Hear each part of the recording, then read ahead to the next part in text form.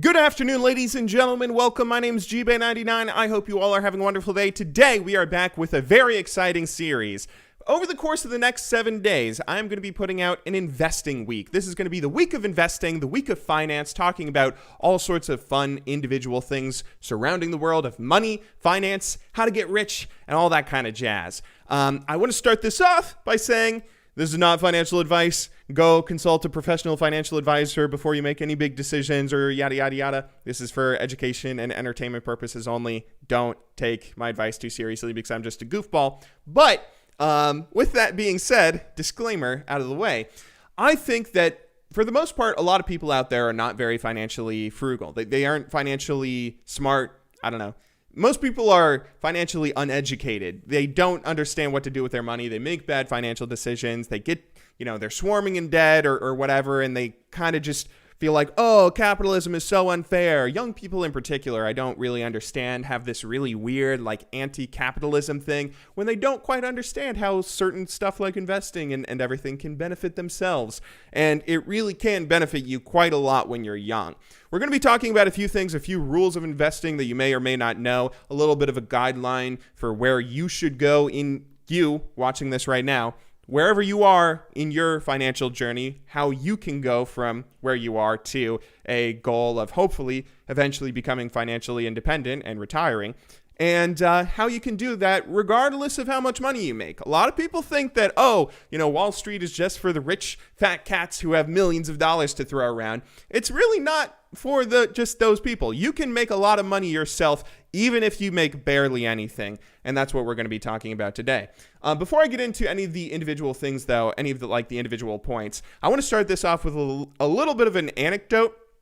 I read a while ago, I forget where I saw this, but I read a while ago something very interesting where someone said, most people don't want to be millionaires. Most people want to spend $1 million. When you think about a millionaire, I'm sure your mind conjures up images of big fancy houses and Lamborghinis and here in my garage, right? That's what you think of when you think of a millionaire. But there's probably a lot more millionaires in your life than you realize. Now, this kind of depends on where you live and where you might live on the financial ladder. But if you know individuals or grandparents or whatever that have retired, pretty much anyone that's retired likely has probably about $1 million in assets. Millionaires aren't exactly all that, they aren't all that sparse. I know that the top 1% owns 99% of the wealth or whatever, but for the most part, a lot of people that are pretty middle class or upper middle class are technically millionaires, but you wouldn't think of them when you think of a millionaire, because when you think about being a millionaire, you think about spending $1 million. But when what I want you to start doing, if you want to build towards that sort of financial goal of retirement and financial freedom and everything, try and start thinking of being a millionaire as someone that's frugal, the opposite of what you would think of. Someone that saves a nickel and dime here and there so it can grow over time. That's really what it's all about. And again, regardless of where you are on the financial ladder right now, you can get to, you can abuse all the systems that all the rich people do to get to a pretty impressive point. And we're going to show you guys an example of that right now. So firstly, it's much more important to invest when you're young compared to when you're old. And this is something that I want, if there's nothing else you learn from this video, please understand what I'm about to show you right now. Compound interest is the most important thing that you'll ever learn about in your entire life. Albert Einstein once said, this is not a fake Einstein quote. Albert Einstein once said, compound interest is the strongest force in the universe, okay? And it really is. Take a look at this. So this is a compound interest calculator. I might remember to leave this in the description. I'll leave a link to this in the description down below. So let's say that you go and you get $500, right? Let's say you get $500. That might be a lot of money to some of you, but it's the kind of thing that you could probably save up over the course of a year, even if you're not someone that's very well off right now. I think the median income of a family or the median income of a household in the United States right now is somewhere around $30,000. I don't know if that's before or after taxes. I think that's after taxes. But anyway, if you have an income of like, I don't know, $30,000 a year, $25,000 a year, you can likely save $500 over the course of a year. You could probably save $500 in a single paycheck, right? I mean, that's half the cost of the new iPhone. If you just cut back on your spending a little bit, you'll find $500 laying around. If you go and invest that $500 into the stock market, let's say you invest into the S&P 500 ETF, that'll probably give you about a 10% rate of return. Over the course of 50 years, that $500 is going to grow to $72,000. All right. That's a lot of money. And that's an example of how a very small amount of money can grow into a huge, huge amount of cash for you if you just let it sit over time. And that's the key, is to letting it sit over a long period of time. A lot of people, one of the best pieces of advice you're ever going to get is time in the market is a lot more important than timing the market. Because over the course of 4 years, 12 years, 20 years, you're not really making all that much. $500 is only going to give you $110 in this example over the course of 4 years. That's really nothing. That's a nothing burger, as Kevin O'Leary would say. $110, that's like, okay, yeah, $100, but to sit around for 4 years just to get $110, that's not really all that impressive. But you can see that the thing about compound interest that's interesting is that while, at first you only make 10% of $500, that's $50, right? If you make $50 in 1 year on 10%, it's like, okay, that's nice. But then you have $550, that 10% of that is going to be slightly larger, and it compounds on itself in that sort of way. This is just one example, though. You can start really building this to incredible levels of wealth if you do a few things. Like, let's say you have $500, but you also have a monthly deposit where you're able to save $100 a month and add that into your investment over the course of every month, same period of time. How much money do you make there? Well, then you make $1.8 million over the course of 52 years. That's a lot of money, okay? You are depositing a lot over time. $60,000 is how much you end up depositing over the course of 50 years, but it's only $100 a month and $500 that you're starting off with, and you grow that to $1.8 million. Like, this is something that is very attainable for young people nowadays, right? I mean, this is not all that difficult to reach. To find $100 here and there to save, as long as you're an employed individual, whether you make a lot of money or not is not really that big of a deal. And let's say you are someone that's, you're not making a minimum wage job where you can only save $100 a month. Let's say that you go and you're someone that, I don't know, you graduate college and you get a nice paying job of $40,000 a year or $50,000 a year, $60,000 a year. That's still pretty middle class. That's not exactly someone that you would think of in the top 1%, even if that might be like the top 25% of earners in the United States. I would wager that if you're listening to this video right now, if you have internet access and you can, own a computer and stuff, that's probably something that's pretty attainable for you. What if you can save $1,000 a month that you deposit into an investment account? Well, then, over the course of 52 years, you get $17 million, okay? Again, you're not making that much at first. I can't even hover over the first 12 years to see how much you're making. But you can see that the fact that it compounds on itself so much is really where you get crazy levels of wealth, even if you're someone that's just saving a little bit of money. And then, of course, if you go and let's say you're someone that actually gets a really high paying job, you go and get an MBA or something, so you can get $100,000 a year, $200,000 a year, get some sort of crazy salary, then you can get $173 million. Like, yeah, that's how you can build a lot of wealth, regardless of where you are. Whether you're putting aside $100, $1,000, $10,000, you can reach millionaire status without being born into the Walmart family or whatever. So anyway, this is something that I know a lot of people might point at the 10% interest rate, and they'll say, okay, 10% interest rate, that seems kind of high. Can you really make 10% over the course of 52 years? 10%, that's way too high. What about a stock market crash? What if we have another 2007, 2008 financial crisis that sends the economy into a recession? Well, yeah, that's true. The stock market doesn't get 10% every single year. The S&P 500 index, this is a good index that often measures the stock. Most people would say that this is the best way to measure the U.S. stock market. That gives the most exposure, while Dow Jones normally has mostly industrial stocks, and the NASDAQ might just mostly be tech stocks. The S&P 500 covers quite a bit of the U.S. stock market, and you can invest into an S&P 500 ETF. Ticker SPY or VOO, I think, are the two most popular. And let's go ahead and take a look at returns, right? So the S&P 500 took off in the year 1970. And let's say right here, if you can see, this is the value of a single dollar that was invested when it first took off. All right. So at first, you don't make anything. You only get a 0.1% interest rate like that. Okay, you don't get anything that first year. You go from $1 to $1.04. Next year, you make a little bit more, 10%. That's pretty nice, and that compounds on your 1.04 that you make in the first year to get to 1.119. All right, next year, another pretty good year, 15%. That's pretty good. You go up to $1.41. But then you have a crash. 1973, 74, you have 2 awful years where the stock market does horribly. And after those 2 years, you're actually below what you originally put in. That's not good, right? You over the course of 5 years to put some money into the stock market, leave it there, and then you see that you've had less money than what you did previously. That's just got to be heartbreaking. But you're not in it for the short term. You're not trying to see what you can make in 4 years or whatever. You're trying to invest for your future so you can retire and become financially independent. And you can see that it always recovers. You will always make money. Over the course of 25 years, all right? Over here on the right, this column, this is the annualized return over a 25-year period.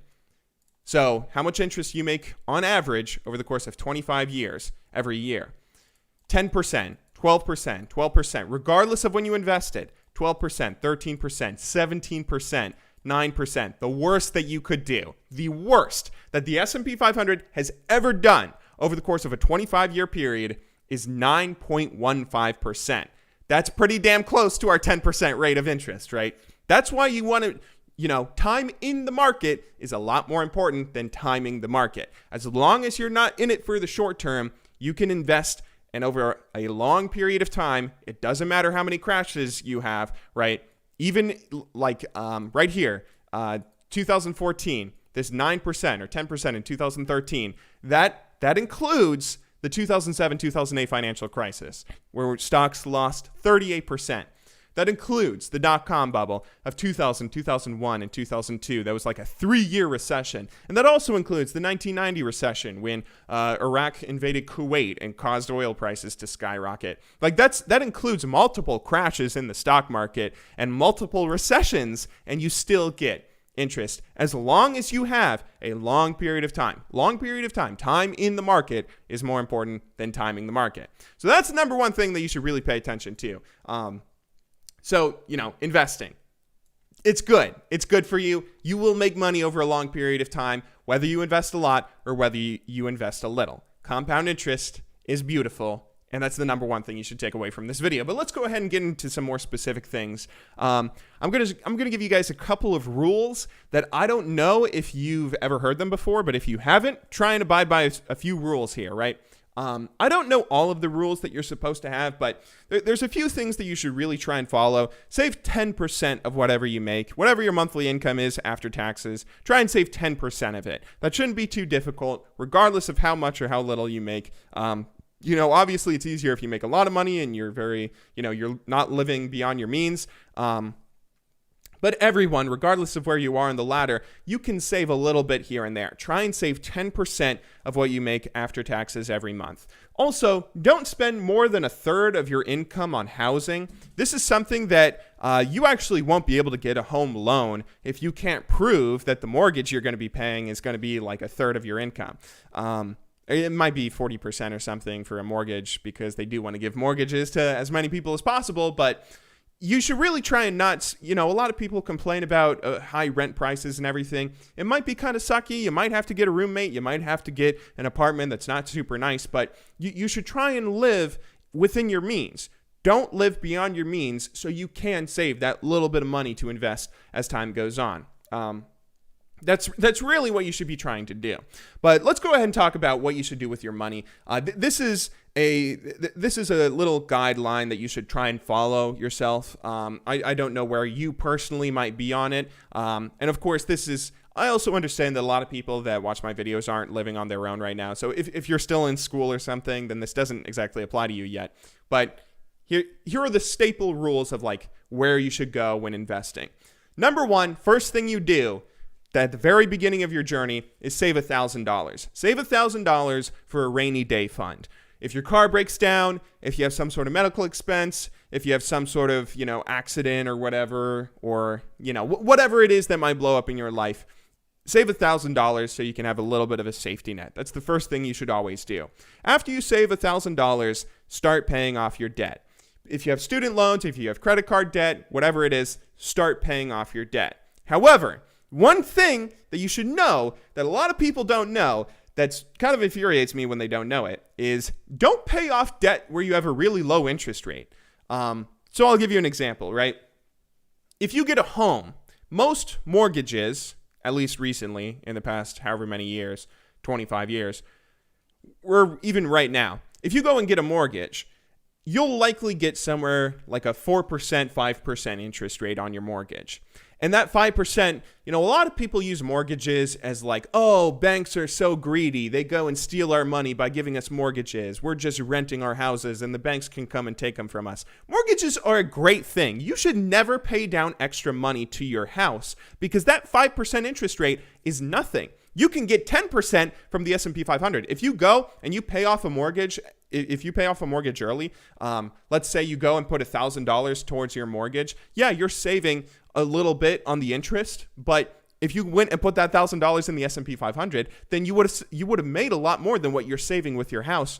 And again, over the course of a long period of time, you're saving overall. That's an example that a lot of people don't understand. A lot of people try and say, oh, you're just making the banks rich by getting a mortgage and you have to pay all this money to the bank. A mortgage is a great thing. Don't pay extra money. If you have a low interest rate on a loan, I'm not too sure about student loans because I never got a student loan myself, because I dropped out of college. But, if you have a mortgage, I have a mortgage that's like a 4.25% interest rate. I will never pay anything extra down on that. If I have a car loan as well on a car, it's like a 1% interest rate. Why would I ever pay down a 1% interest rate on a car loan when I can go and stick that extra money that I would be paying that off by putting it in the market?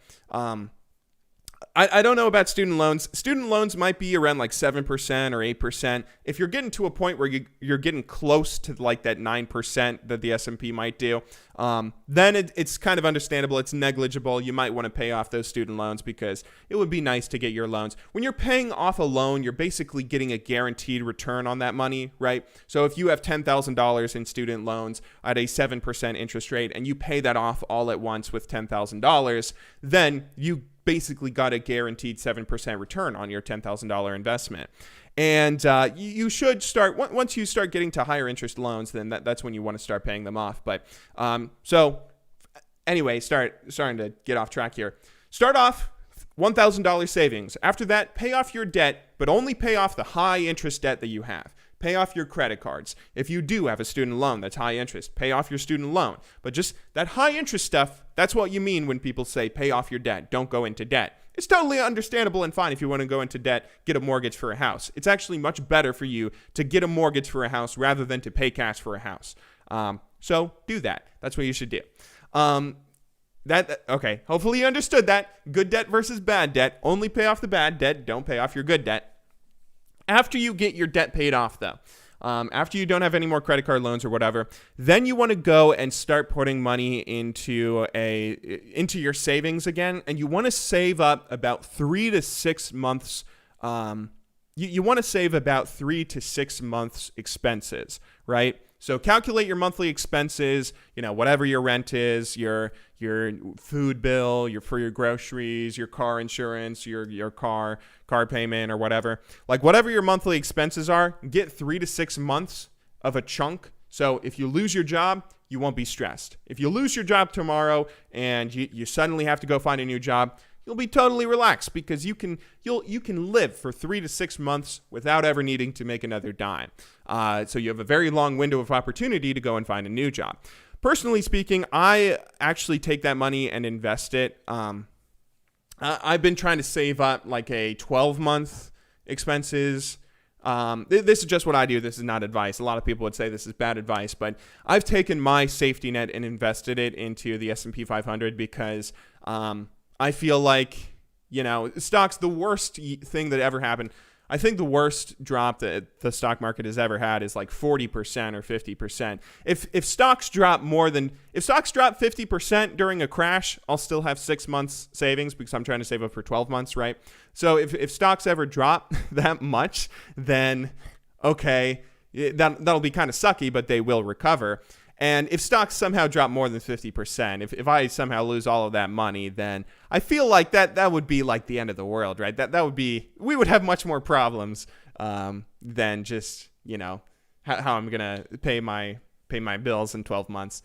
Anyway, though, that would be like end of the world, right? But anyway, that's just personally what I do. I have a little bit more than that in a safety net, and I have that invested into the S&P 500 just so I can take advantage of my young age and the compound interest and everything. So, if I have an emergency, I can usually pay on a credit card, right? If my car breaks down or something, or if I have to go get a repair, I can pay that with a credit card, then just sell a little bit of that stock and then, pay it off. Again, that might not be good advice. That's just what I do. Anyway, after that, though, once you have your savings, next thing you want to do is start taking advantage of tax-advantaged accounts. So if you have a 401k, where your employer will match a contribution to your 401k, you should take advantage of that. You should take advantage of an IRA. You can set up an IRA account yourself, whether you have all sorts of different retirement accounts where they have different tax advantages. So, different IRAs and different 401ks have different rules and everything. But generally speaking, you will get a big tax break if you invest into those various accounts versus just going and investing stuff on your own. So you should try and max out those tax advantaged accounts after you have your savings. And then after that, that's where you get to start being a little bit riskier and having a little bit more fun. Personally speaking, I try and invest mostly myself. I try and invest in a mixture of stocks and bonds. A good rule for you is to own your age in bonds. That's generally speaking what most people say is like a good rule for risk management. Because when you're younger, you can be riskier. When you're young, I'm 24 years old. I can go and invest almost entirely in stocks. And, if stock markets crash, then that's fine because I'm very far away from retirement, so there'll be plenty of time for them to recover. But once you start getting older, once you're in your 50s and 60s, then if stock markets crash, that might kill your ability to retire. So you don't want to be completely allocated in stocks. You want to have a large portion of your money in bonds, government bonds. Bonds are generally speaking something that's considered much safer. Most people think that the U.S. government is not going to implode tomorrow and stop paying its debts because the U.S. economy is the strongest economy in the world. Bonds, they don't really give very good interest rates. A yield on like a 2-year treasury bond is like 1% or something. The 10-year is only at a 3% right now. A 10-year treasury bond only gives you 3% interest. And as you just saw, you can get like 10% a year in the market. But once you start getting older, you want to start moving your money into those safer spots. You want to move into bonds. You also might want to move into CDs, which is like certification of deposit. That's something that you can do with a bank where you'll have a set period of time, like 12 months or 18 months, and they'll give you a 1% rate on money. And that's something on any sort of money you put in. And that's something that you can do if you know, like, okay, I specifically need money at a certain point in 12 months or something, and I can park that in a bank. So yeah, there's a number of different safer options. You should generally look towards those safer options. Once you get older, you will get much less of a rate of return, but it's important to be much safer when you're older so you don't have all your money wiped out when you only have a couple of years left to retirement and a stock market crash might actually really hurt you. There's a number of different riskier plays that you can do when you're young. I'm really enjoying it myself. I'm trying to, again, keep a lot of my money just invested into the S&P 500, but you can also go and start picking individual stocks. That's obviously much riskier because individual stocks can be completely wiped out. There's examples that I can think of streamers and other individuals that are young and invested and lost $123,000 because they invested in a single stock that ended up going up bankrupt. So you should try and diversify to whatever your risk tolerance is, but generally speaking, the younger you are, the more you can play with stuff like cryptocurrencies or various different, stock picks and individual risky investments where you might lose a lot because you have a long period of time in your life to make that money back through income and for markets to recover if there is some sort of crash. But anyway, those are generally the rules. Those are the rules for investing that I personally follow, and you can choose to follow them if you want, but don't sue me if you lose money, because this is not financial advice. I am not a financial advisor. I don't know what I'm doing. I'm just a goofball. But yeah, this is all really exciting stuff, particularly if you're young, even if you're like under 30 or under 40. You can really make a lot of money just through being smart, just through being financially frugal, investing in a few individual things like the S&P 500, and just letting your money sit. And even if there's a crash or something, that's going to be sucky for that year or for those couple of years. But over a long period of time, you can build a lot of wealth, even if you're young and not making much money right now. It's a mindset above all else. Again, don't think about it like, oh, I'm getting all this money so I can go and be a millionaire and spend it all on Lamborghinis in my garage. Just try and think, we're trying to build wealth here. I'm trying to give myself a safety net. I'm trying to build towards financial independence, towards a goal where I can not have to worry quite so much about life blowing up in my face. And I hope all that gave you guys a little bit of interesting advice, and I hope you learned something with today's video. I will be back tomorrow with our next video, where I forget what tomorrow's video is going to be on. Tomorrow's video I might talk about some of my personal individual investments, because that's kind of fun. I enjoy going and picking individual things, picking individual stocks, and even if I lose a lot of money or lose some money, it's still really fun to feel like you're the owner of a company. That's something that I really don't understand why young people are so like anti-capitalism. Seizing the means of production, you can go and own the means of production if you go buy stocks. Anyway, though, before we go off on a rant or anything, I'll go ahead and cut the video off there. I will see you guys tomorrow. Hope you guys enjoyed today's video. Hope you're looking forward to tomorrow's. But until then, thank you very much for watching. Good luck in solo queue, and have a wonderful day.